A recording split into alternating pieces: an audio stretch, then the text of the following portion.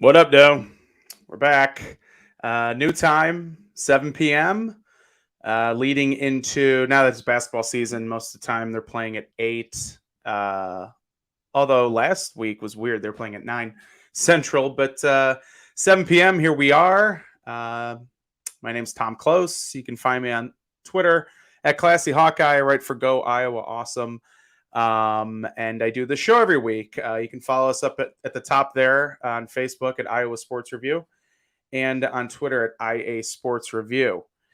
Lot to talk about in this not curtailed show, but I want to get a lot of stuff in by the top of the hour because Iowa's getting set to take on somebody tonight, North Carolina. What was it? North Carolina Central. That's what it was. We'll get into it a little bit, but I was actually at the basketball game on Friday. Took it in person, and it's kind of exciting watching that team right now. Just the potential and the unknown, but we'll get into that later. First, wanted to hit on football because there are still 2 weeks left in the regular season. Iowa will be going to some bowl game. Likely in Tampa on January 1st. But they improved to 8-2, which sounds really good. It sounds a lot better than it feels, but they're 8-2, 27-22 win over Minnesota, who they own, 10 straight at Kinnick now, 7 in a row in the series. Since I went to Iowa, they've lost once to them, the 2014 debacle, which is crazy to think about. This is a semi-competitive rivalry, unlike the Illinois rivalry, but we'll get to that in a minute.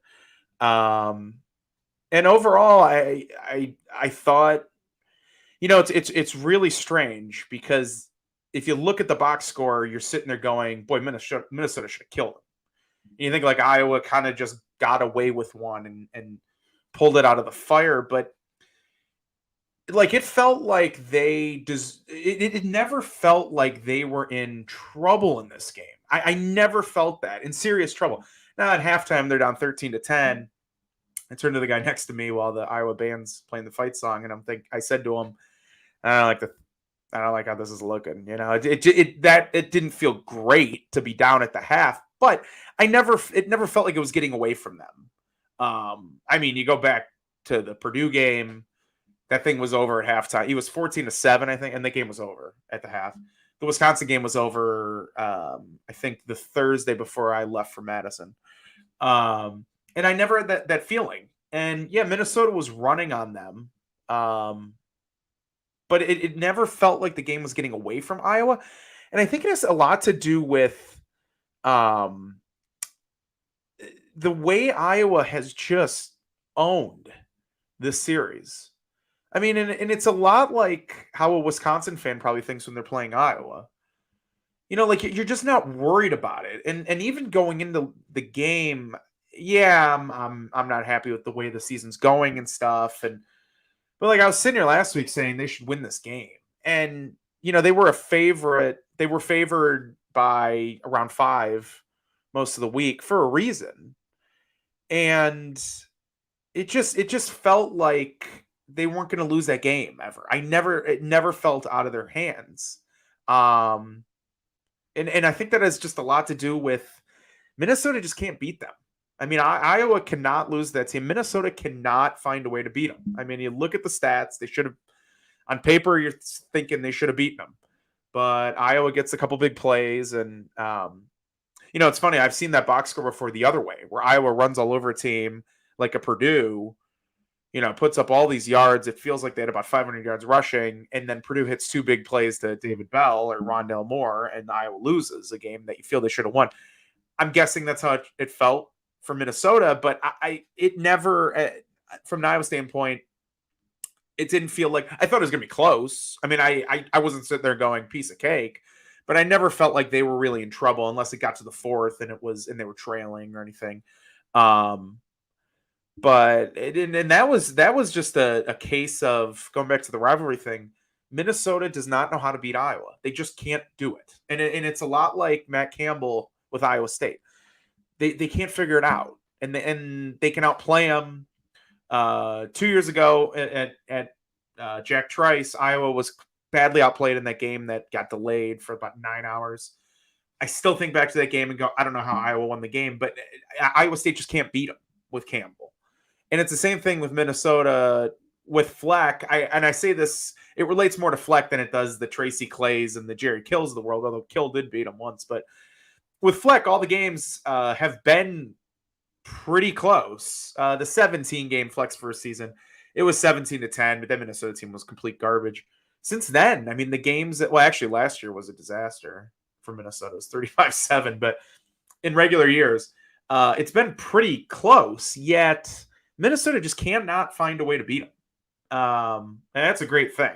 And it's always satisfying to beat Minnesota in anything, especially for Floyd. That's a good win. I mean, it's a really good win. And Alex Padilla was what we were looking for. I thought he looked very comfortable out there. Numbers weren't great. I'll get to that in a second.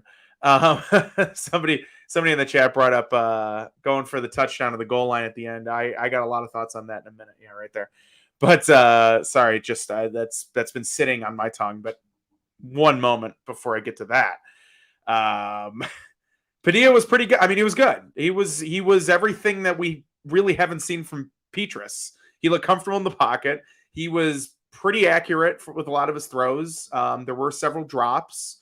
Some bad throws into the ground. But for the most part, 11-24, 206, 2 scores. The 2 big plays, the biggest one to Charlie Jones, beautiful double move. And then he hits Jones in stride. And really, he threw a better deep ball than I think Nate Stanley ever threw. And then the Keegan Johnson play, which it's so funny that play.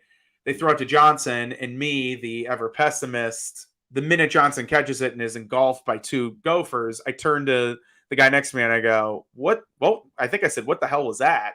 And then I turn back and Johnson's running down the sideline. So that was an incredible play.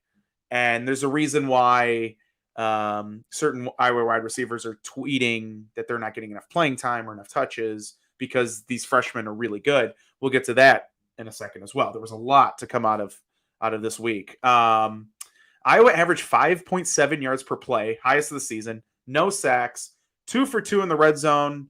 And Padilla was averaging over 18 yards of completion. I mean, it was exactly what they were looking for out of him.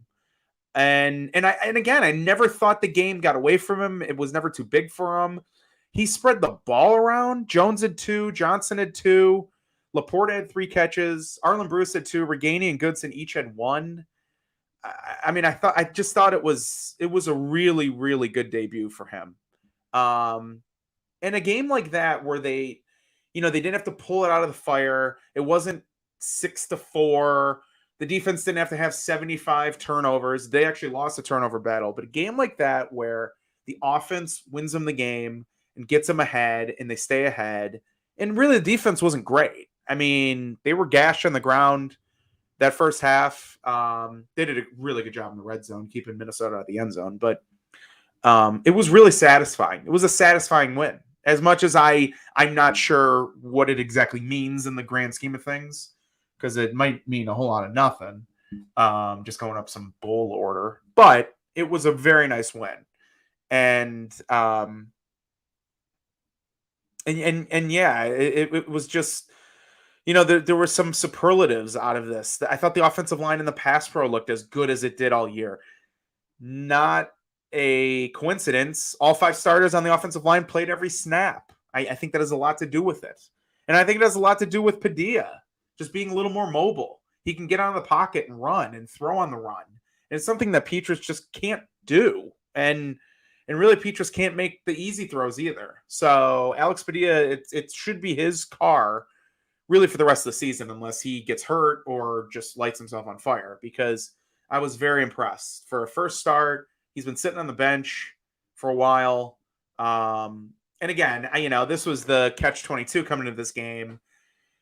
Why was he buried behind Spencer? Like, why did it take a Petrus injury for Padilla to play? The backup shouldn't look this good, because if he looks this good, he should probably be the starter.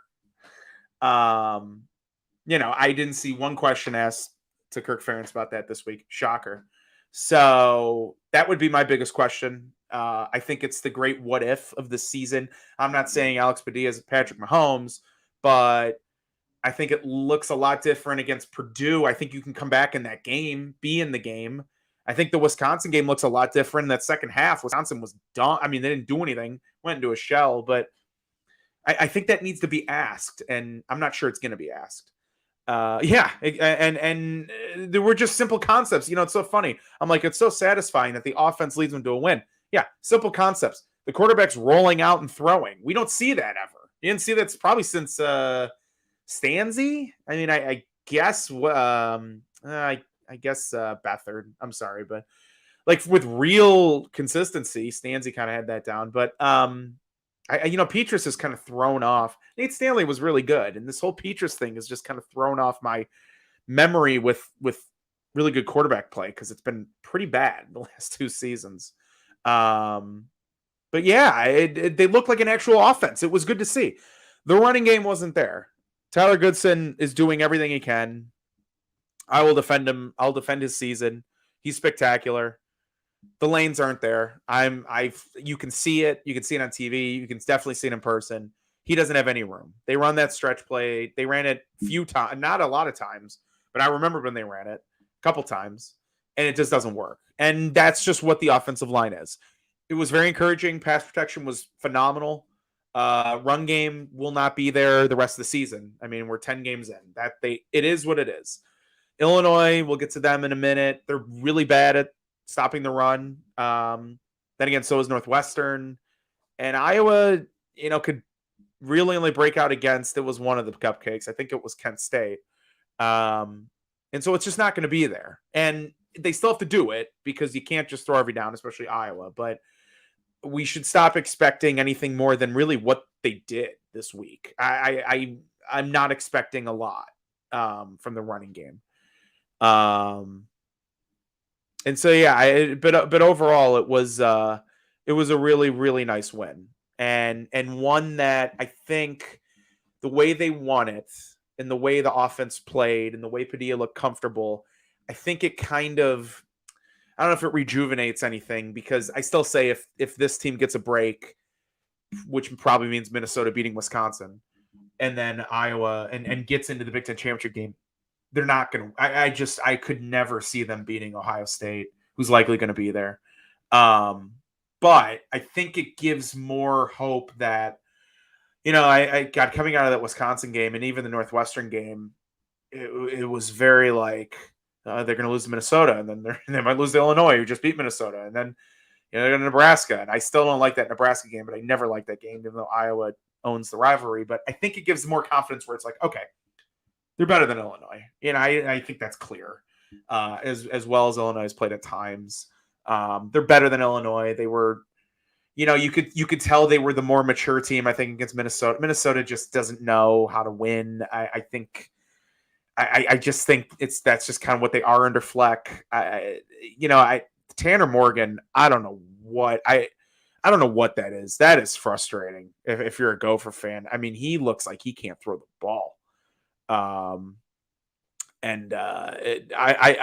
was so unimpressed with him. And 2 years ago, they were talking about him being the first quarterback picked in the NFL draft. I don't get it, but he's just completely fallen apart after losing all those wide receivers and that offense that they had 2 years ago. Ron Mexico, this must be Michael Vick. Bigger disappointment this football season or Michael Richards' stand-up career? The football season, clearly. Who was expecting Michael Richards after the Michael Richards show to have any type of stand-up career? He was great as Kramer. The Michael Richards show was a disaster. And so who even knew he did stand up until his very racist tirade at the Laugh Factory? So clearly the football season. It would have been disappointing if he did a racist tirade during Seinfeld because he's very good as Kramer. But anyways, by the way, side note on that, watch Curb Your Enthusiasm. Watch Comedians in Cars Getting Coffee with Michael Richards. It's one of the strangest things you'll ever see. Very odd. It's just very strange. Jerry's talking to him about it, and he's weird. The whole thing's weird. All right. Speaking of weird, there's a really good segue. Thank you, Ron Mexico. It was mentioned earlier, the late game kneeling.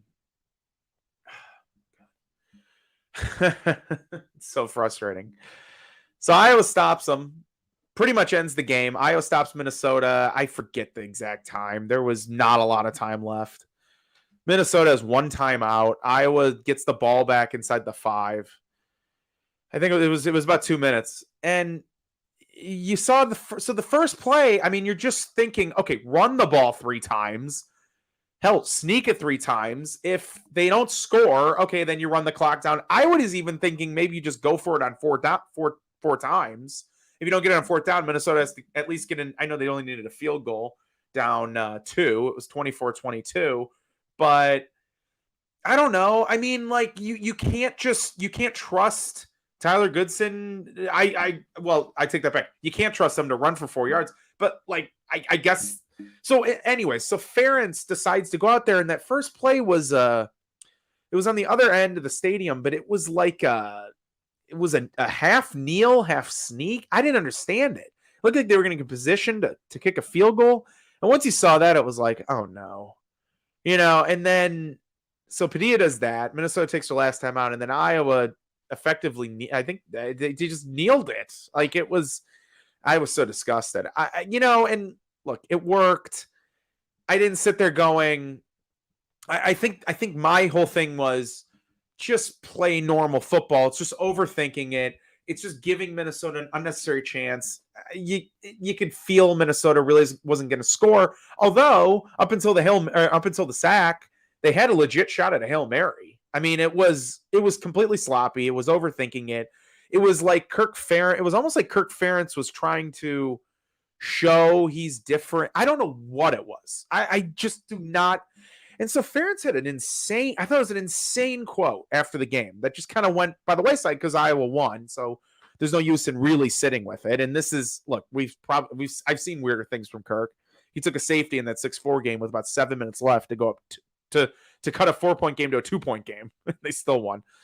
Kirk said, I'm paraphrasing, there were 2 possible outcomes: score, touchdown, which we all want him to do, go up 2 possessions, force Minnesota to score, get an onside kick, score again, and bleed the clock out as far as you can. Leave Minnesota little time to score a touchdown to win the game. Or bleed the clock out for as much. So score, get an onside kick, and score again. Minnesota had to do we're under 2 minutes. They had no timeouts. Iowa would have gone up 9 with a touchdown, an extra point. I mean, the game's over. Like, it's over. Minnesota's not moving the ball anyways. You put the game away if you can get 4 yards. He chose instead, he thought it was a better idea to bleed the clock out as much as you can and leave Minnesota with little time to score a touchdown. Now, this is all predicated on, now you're kicking a field goal, which could get blocked.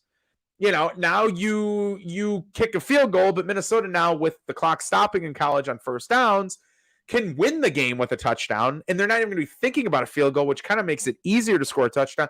He was just overdoing it. It was too much of a Kirk Ferentz move. It was too Iowa for me. And I went to school here. I'm still going to school here, and I live in the state. And it was too much. It was just too much Iowa. And everyone, I mean, nobody understands it. It made no sense. It worked because Iowa was winning and Minnesota wasn't going to score, but it was so unnecessary. But am I surprised? After the first play, I went, what the? And I'm like, oh, never mind. I mean, I'm not surprised. Kirk took 3 knees to then punt with a minute left in the Penn State game. Now, I thought that was actually a smart move at the time, but I didn't understand this. I did not. They were at the 4. I would have even gone for it on 4th down. I mean, just get in the end zone. Give me a break with this. Minnesota was done. It made no sense. And that quote confused me even more. Probably a better execution, run more than Minnesota did. Yeah, I was too. And I think by the end of the first half, that's why I never thought the game was going to get away from Iowa, because it felt like as much as Minnesota had run on them, it was still, first of all, it was only 13-10, and also you could feel it tightening up. Like Iowa was figuring it out, and I think Iowa figured out also. First of all, it took them about 30 snaps to figure out the little shovel to the. I mean, I've never seen a play like that work so much. It reminds me of the 85 game where Michigan State kept running counters for 4 quarters and Iowa could never figure it out and had to pull that game out of the fire. But Yeah, I mean, Minnesota was running that at will, and it got to the point where I didn't know why Minnesota was even throwing the ball in stretches. And then once Iowa figured out the run, I mean, Minnesota just, the first touchdown came on that weird fourth down that I thought was strange, and Iowa sold out for that play, but whatever, it worked for Minnesota. It was a nice play by a backup quarterback, and then they got burned on the other long touchdown. But yeah, I think Minnesota had like 50 yards in the second half rushing. It was a great response. And yeah, look, I mean, moving into Illinois, I was watching them against Minnesota, and Illinois was lining up in the second half of that game up 14-0. The entire world knew that they were going to run, and they were running just up the gut. I mean, just man ball, line up, point of attack, push you off. It's kind of what we've been waiting to see from Iowa all year. I mean, and they were just running on them at will. I mean, Illinois can't do a lot with different quarterbacks. Or Jacobi is their leading passer, so it's going to take. They're going to have to run to win. I think the game plan is going to be very similar for Illinois. I hope Iowa can figure that out. It was pretty jarring just to see Illinois Minnesota line up and just pound it like they were doing, and little shovel pass was working, and there were lanes. Again though, it was a Phil Parker type of game where the turnovers weren't there, but man, they bended but didn't break to a T. I mean, it was a masterful bend but don't break performance. I mean, all those yards were so empty when Minnesota had 13 at the half, really thanks to the fumble late by Reganey, set up Minnesota with a short field. They didn't do much with that. I thought PJ Fleck was terrible at the end of the first half. Got way too conservative. They had a lot of time. A lot of time ran off, and they should have taken a couple shots. They settled for that field goal, and then also he tries I don't know, what was it, a 53-yarder to start the fourth quarter? I mean, that had no chance. I couldn't believe they were kicking. I mean, you could almost call it being blocked. I thought he was just going to miss it, but it had no chance. I mean, that was insane.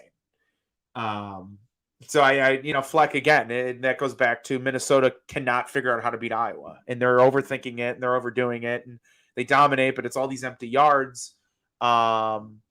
And so, yeah, I would expect back to Illinois, I would expect a lot of that because they can run the ball. That is the one thing they can do.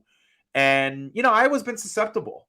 They've done a really nice job at times. But again, if you kind of think about it, when a team, and it's tough to say that Minnesota was two-dimensional for a lot of that game because Morgan was just not very good, but they removed the ball a little bit in the first half in the air, but man, the running, they were just killing them.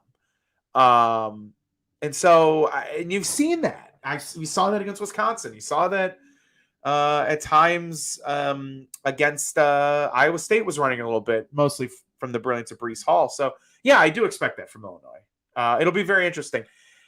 I think I'd be a lot more afraid of this Illinois game, though, and this is maybe just because I'm resigned to what the season is. If Iowa was undefeated or even had one loss, this game would probably scare me a bit more. Like, it feels like this team's loose now. It feels like Iowa, I just didn't feel like, even when they were trailing, there wasn't that pressure that was in Kinnick for the Penn State game. Hell, the Colorado State game when they're losing at the half. The Penn State game or the Purdue game. I mean, there wasn't that angst. I think it was more of, we're going to have a good time, win or lose, we booze. I think that had to do a lot with how I felt that they were never really in trouble because there wasn't so much pressure on them. And it feels like I just don't feel the pressure. I know it's a big game because they can still win the West, but I don't, outside of that, what is this, jeopardizing your spot in the Outback Bowl? So I don't feel like there's like that insane pressure that there is. Maybe last week because there was the same amount of pressure on Minnesota. I mean, they were in the same spot, really. So maybe it'll be different Saturday. I don't know. I feel pretty confident, though. It just feels like the way the offense found itself, that because now they can throw the ball even a little bit, and that'll just open up everything else. It should open up a little more running game or room for the running game. And now they have a passing attack for the first time in forever. Couple more notes here on the game. Yeah, Iowa defense, 409 yards total they gave up, which is jarring. But, I don't know. Like, you keep them out of the end zone, it just doesn't mean as much. It's jarring, but they were really good once they got inside the 30, really. I have here Tanner Morgan stinks. He does. I was reading a lot of the Minnesota. I always like to go on when Iowa beats a team and just see, like, how the other side is handling it. And he's been the big scapegoat of the season. Him and Fleck, I think, because Fleck just signed the extension. We're getting into that Kirk Ferentz contract deal again, I think, that we were going through for years with Kirk. But, yeah, I just was so underwhelmed. He's like a 17th year senior. He's been there forever. And he just isn't, he's regressed. Time of possession, 40 plus minutes for Minnesota, 19 for Iowa. Crazy. I mean, just it's crazy when you see stuff like that. But then again, there are games where Iowa, remember that game in 15 at Nebraska, Iowa was firmly in control. They didn't convert a third down all game. So it's just, this is how Ferentz wins games. And it can feel not dominant, but I felt like Iowa was in control for most of the second half of that game.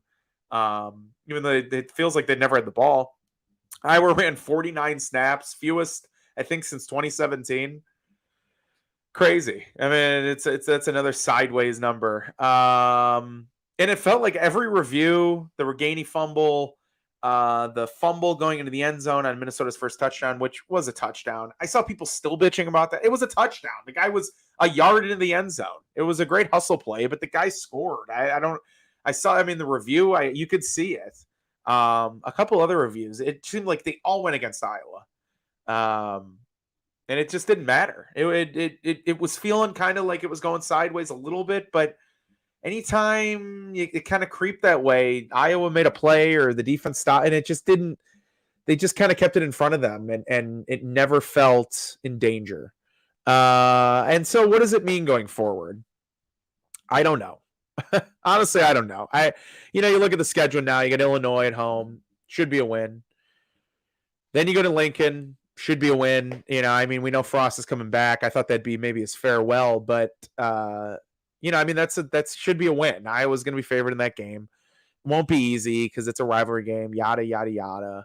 But Iowa's owned them of late. They should win that game. So they win that game. They're 10-2 in the Big Ten. Say really, what's the worst nightmare? 10-2. Wisconsin finishes 9-3 and goes to Indy to lose to Ohio State.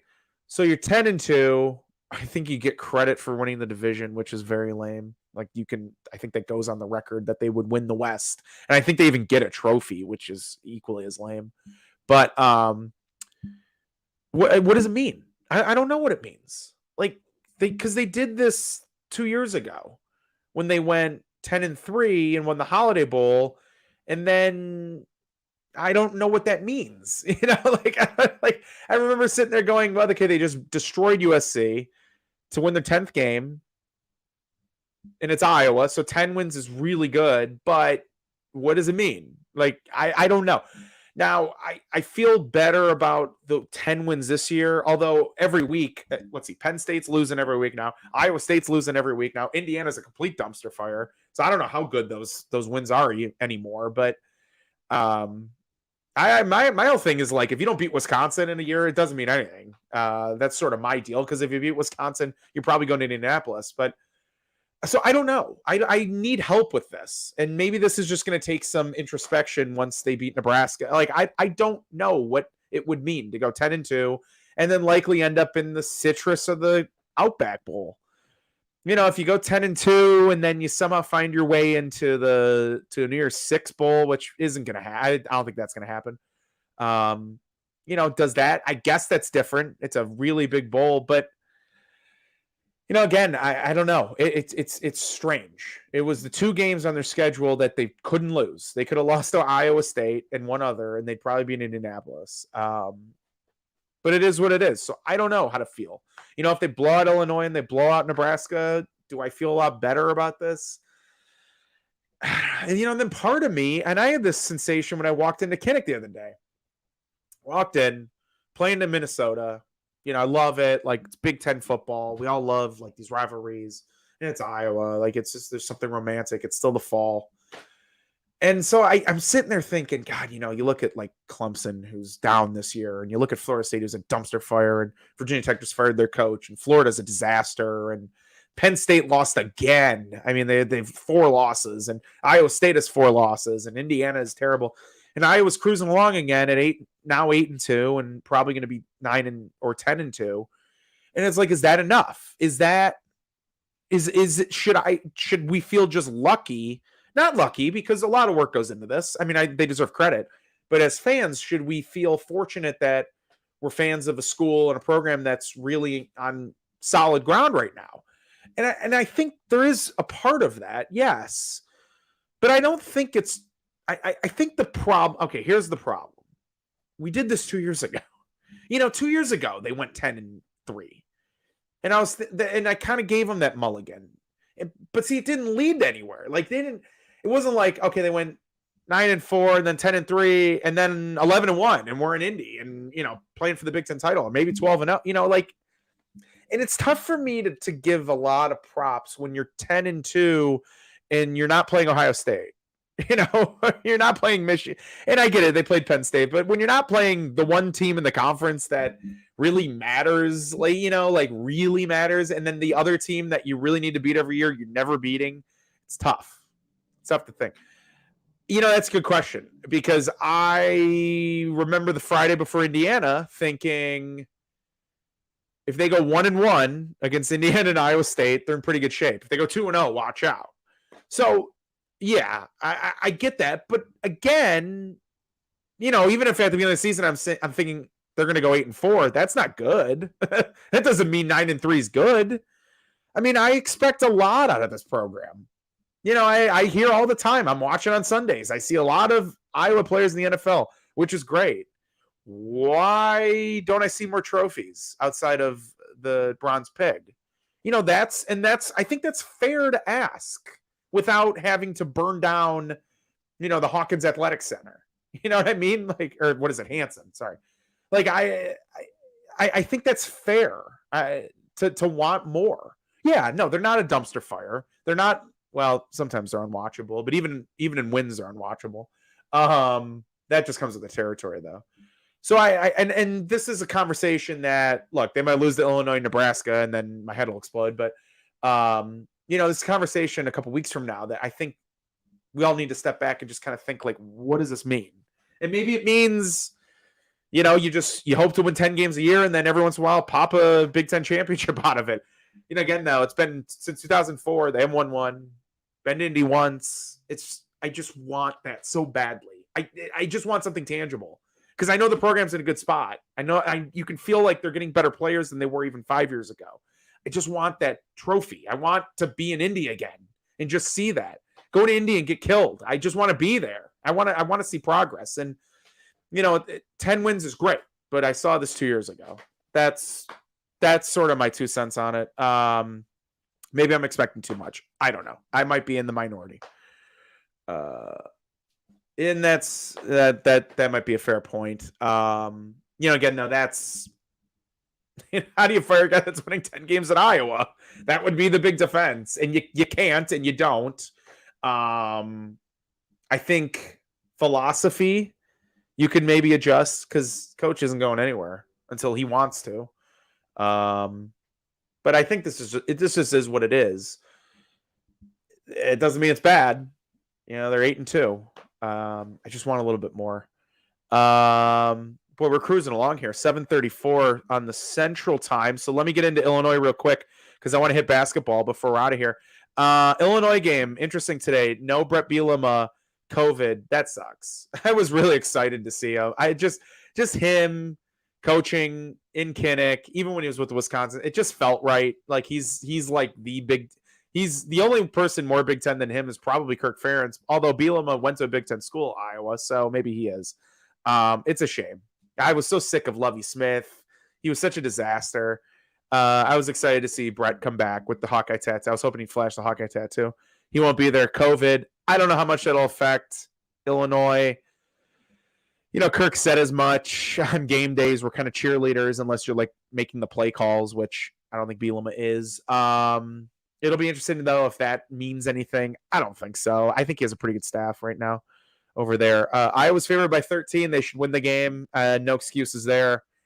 2-touchdown favorite at home against a team that, even though they're coming off a bye and a win with Illinois, I mean, this is year one with Bielema. They don't have the talent that he's hoping to bring there. They have some nice, he's gotten a lot out of them. He's a good coach. In the Big Ten, he's a really good coach. In the SEC, he's not. In the Big Ten, he's a really good coach.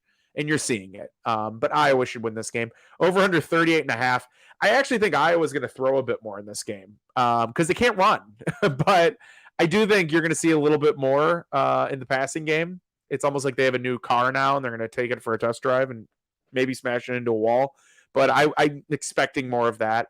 I actually think there's going to be a bit of offense, and even both sides. I don't think Iowa's going to shut them out. I mean, Illinois is probably going to be able to run the ball a little bit. They've been bad defensively all year, especially on the ground. 152 on the ground per game allowed.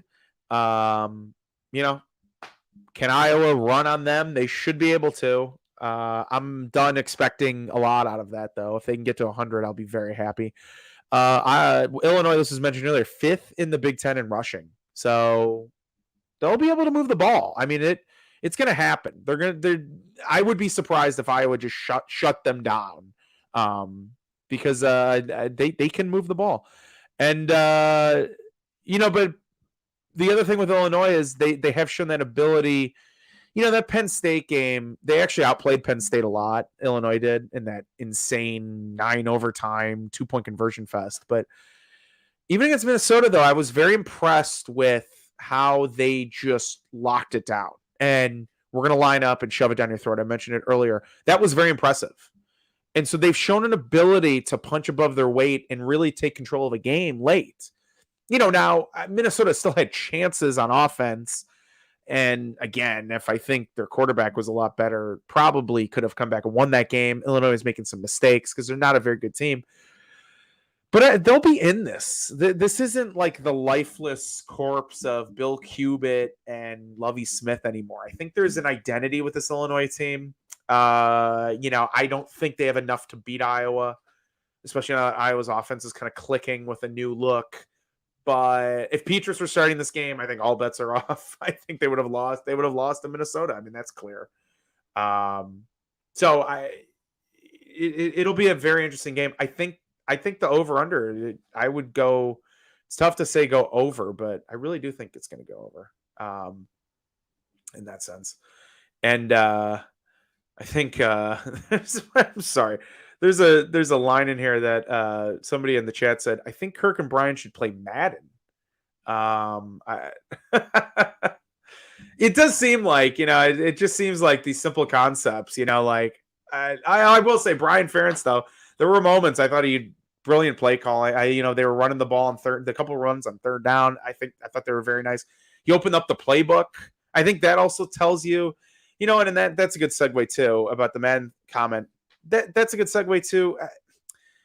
I saw today Spencer Petras is practicing with the twos, still having trouble throwing the ball, this and that. Look, if Iowa beats Illinois and then Petras is healthy and he's starting against Nebraska, then you can start talking about firing Kirk because I think he would have lost his mind. So I don't think that's going to happen. I think Petras is just going to be the backup. But isn't it ironic that all of a sudden the playbook magically opened up when Padilla's out there? Almost like Brian Ferentz knows, he can throw deep. He can throw. I mean, how many times has Iowa thrown over 20 yards with Petras in the first 9 games? 3? The Charlie Jones touchdown at Iowa State. I can't run and the touchdown to beat Penn State. Other than that, I just don't, there were a lot of dump offs that went for big gains. So isn't that ironic how all of a sudden Padilla's out there and Brian Ferentz knows he can throw the ball?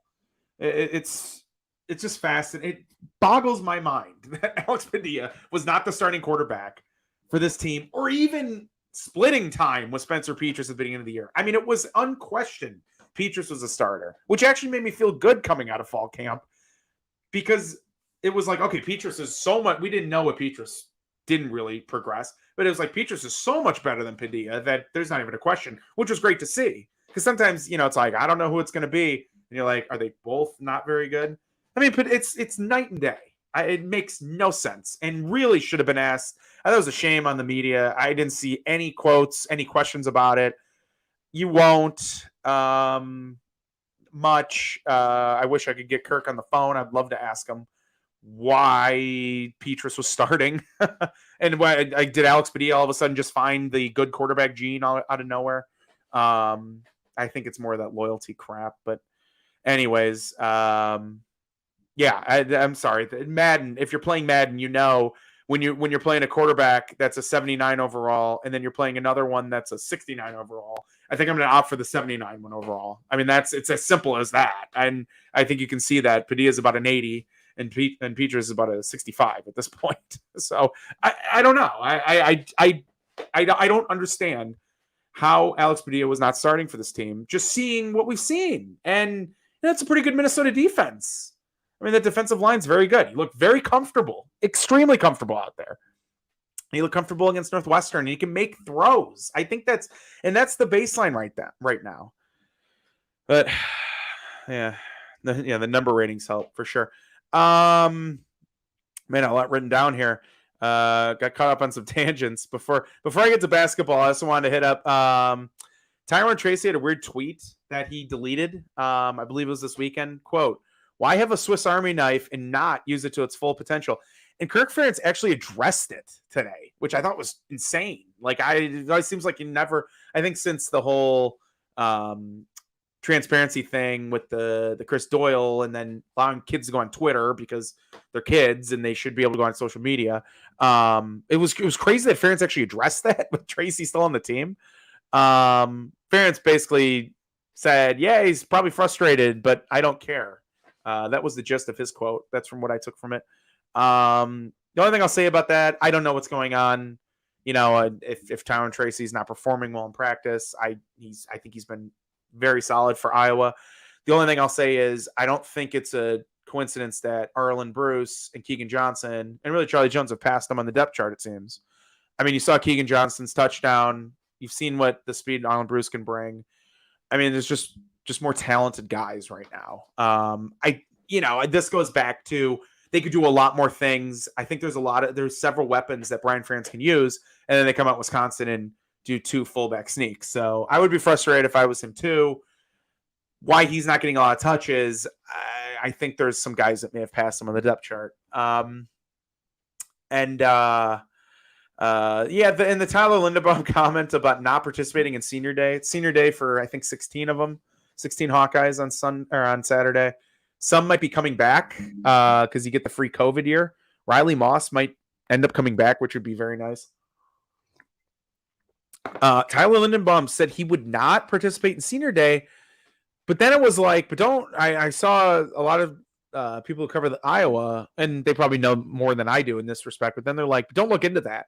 Well, I don't know why. Like, he's a guaranteed top 15 lock in the NFL draft. He knows this. If you Google his name, he is.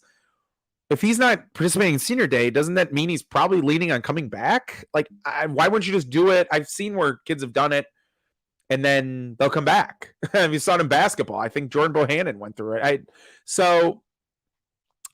I was confused by that. Everyone else is saying, don't look into that. He's probably still leaving. I will say this. If he comes back, he shouldn't. He should go pro. I want him to come back desperately, selfishly as an Iowa fan. It's common sense. Go, get paid.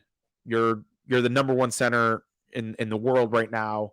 You're probably going to be in the top 10, maybe the top 5. Go get paid. But I thought that was very interesting, something to keep an eye on. There was also some quote some people dug up I saw from Media Day where Linderbaum was saying he'd like to play at least 1 or 2 more seasons at Iowa. Can you imagine him being in Iowa for 2 more seasons? I'd be shocked if he came back next year. 2 seasons, forget it. I'll push him out the door if he comes back for 2 seasons. Something to keep an eye on. And then Terry Roberts still out. Sounds like he's done until probably the bowl game. Sounds like he's still pretty far. And so it'll be, sort of that corner, the defensive backfield still a little banged up. Riley Moss is back. I thought he was pretty good. from what I saw out there on Saturday. So we have about 10 minutes to go. I want to hit basketball because I was actually at the game last Friday. I did the double dip. Stayed in an Airbnb, so I go to the football game on Saturday. That was actually pretty fun. Like kind of a mini road trip. I didn't have to drive to Wisconsin, and I was in Iowa City. Go to all my old haunts.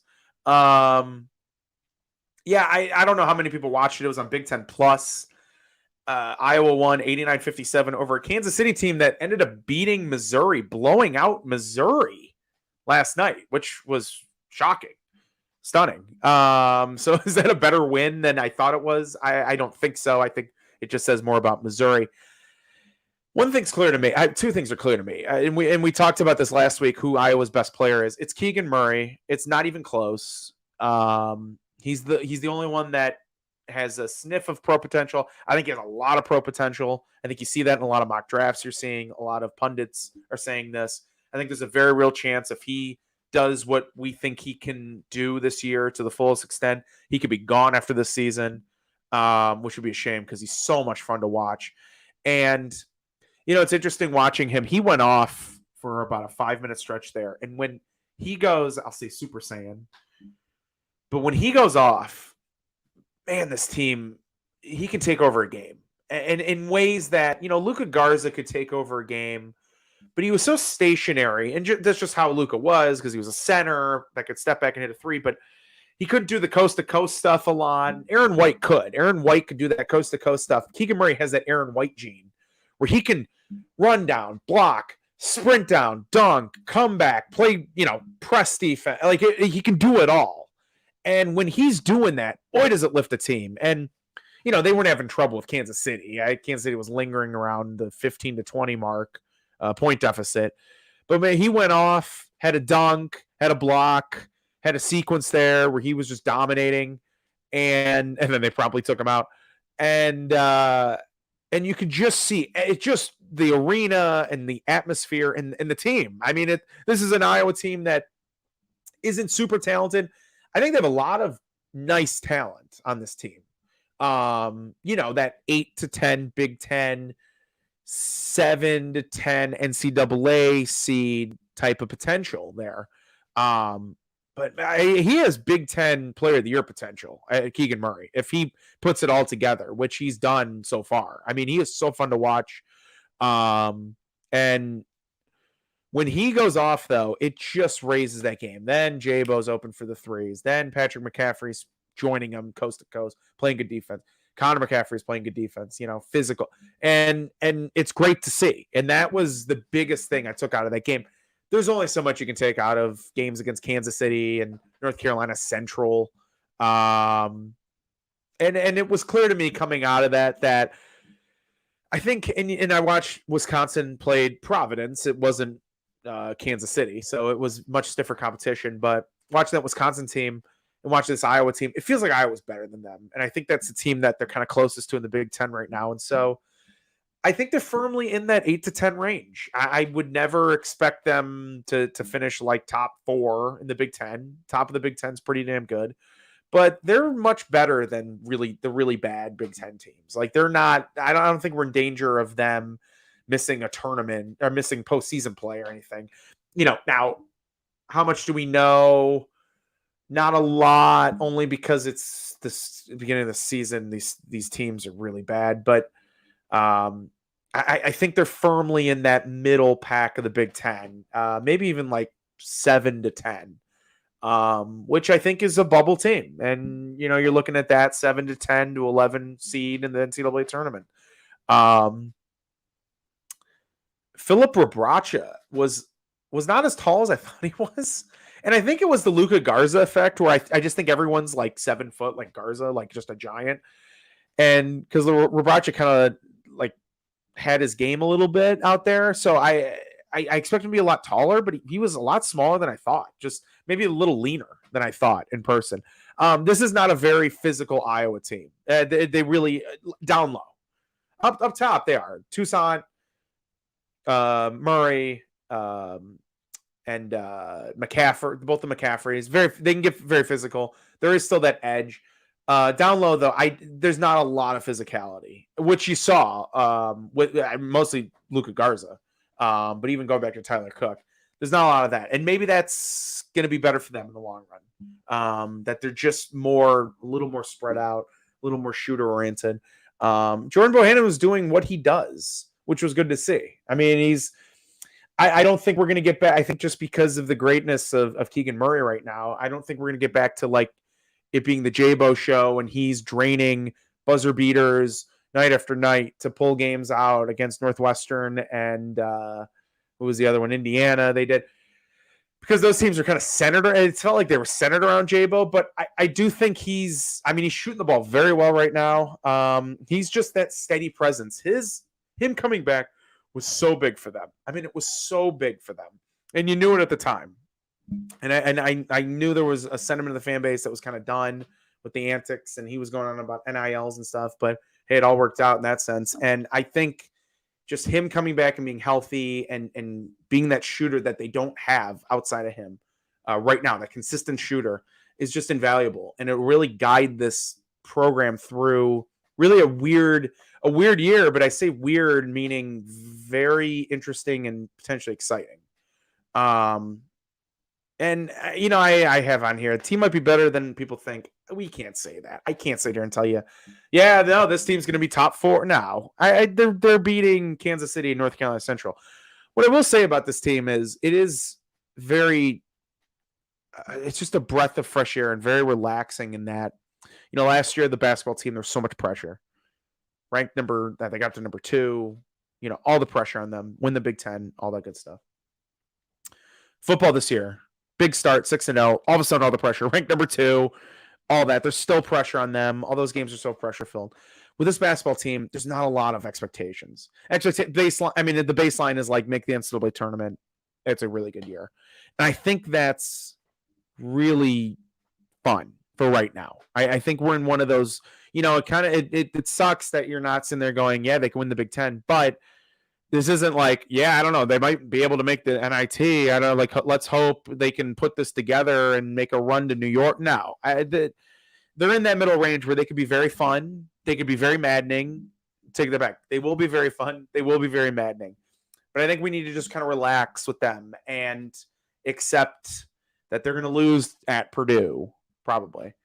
But they might upset Illinois at home. That like the ups and downs, and we can't. And I have to check myself too. I'm saying this in due part because I'll probably, they'll start 1-0 in the Big Ten, and then I'll have all these hopes and stuff. We have to kind of temper expectations because this is a very young team, even though, it feels like a lot of these guys have been there forever. Keegan Murray's been there for one season, breaking a lot of new guys, a lot of new faces that didn't look lost. I will say that.